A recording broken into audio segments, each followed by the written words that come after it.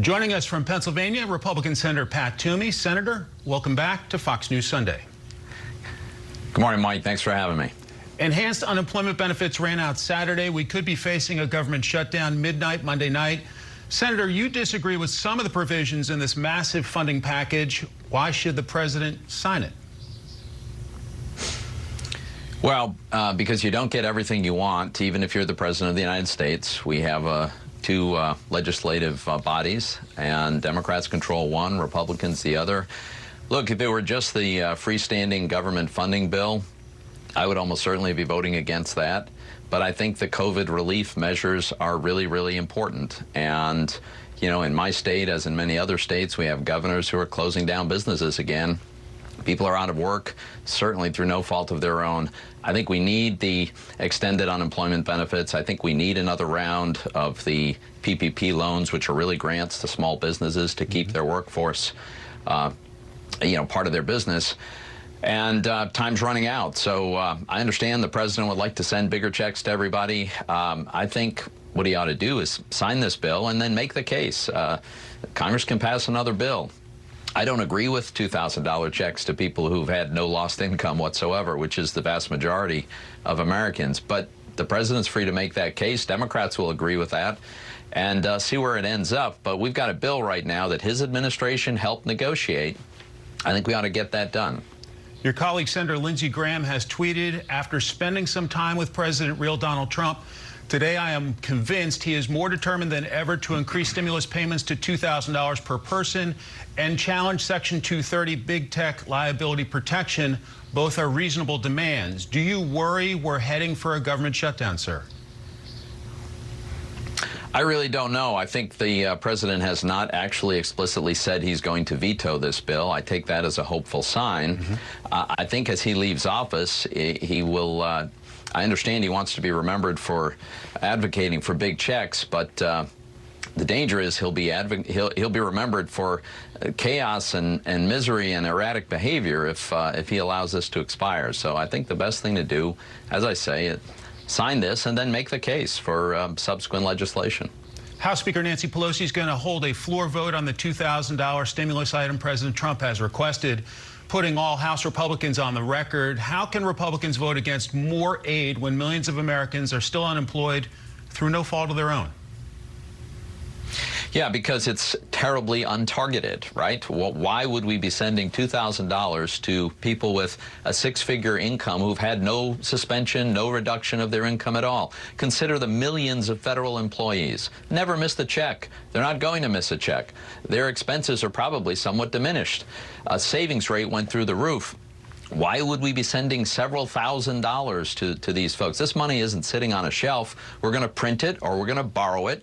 And I think that the aid should be much, much more targeted. It should be targeted to people who've actually lost their job, small businesses that are actually in danger of going under. Those are very real categories.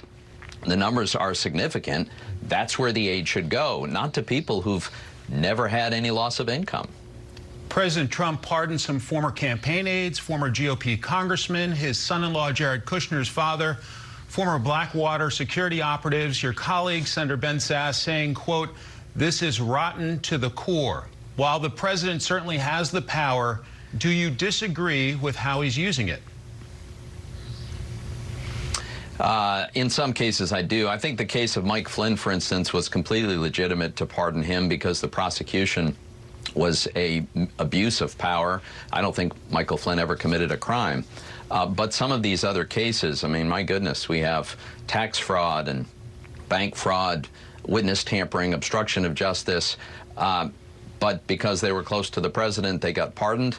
This is unfortunately reminiscent of the Mark Rich pardon by President Clinton. It is legal, it is constitutional, but I think it's a misuse of the power.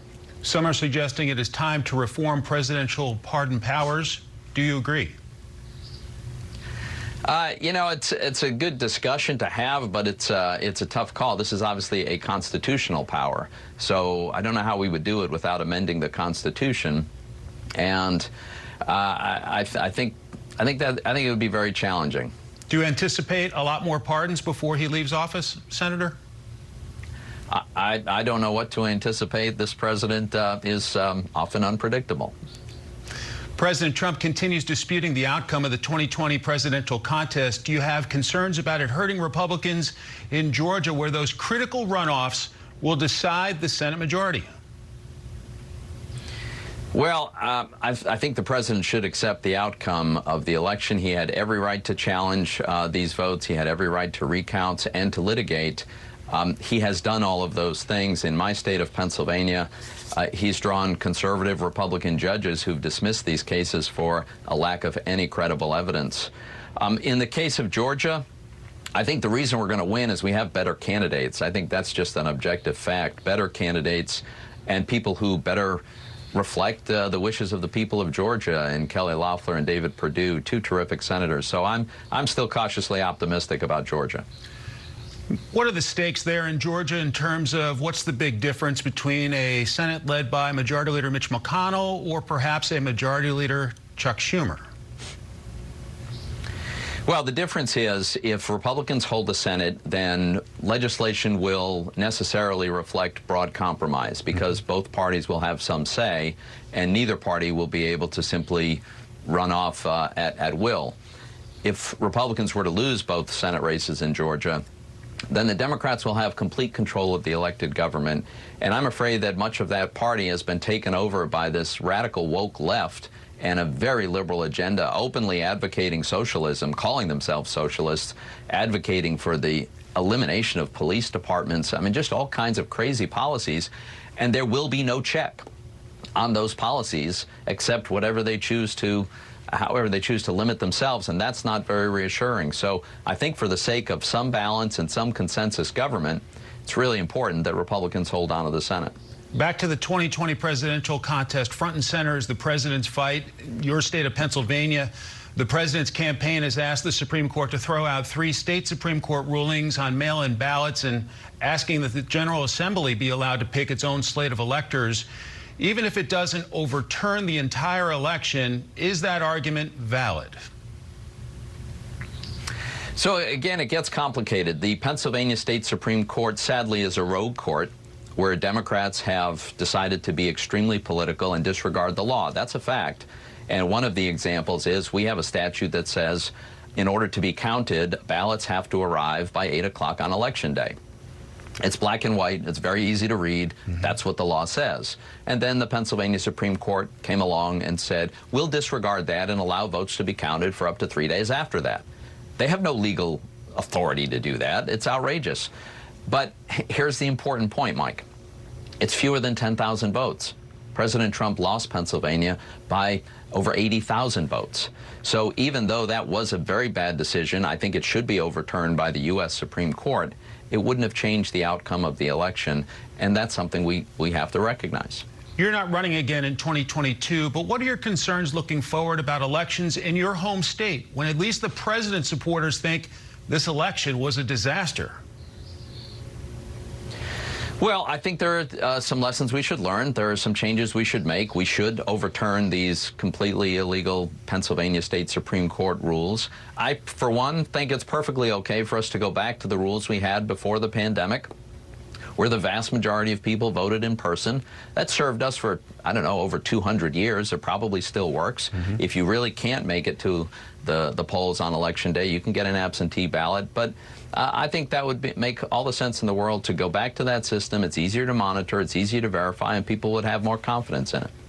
President Trump waited until the final hour on Wednesday to veto the National Defense Authorization Act, which you voted in favor of. The defense bill affirms 3% pay raises for U.S. troops and authorizes more than $740 billion in military programs and construction.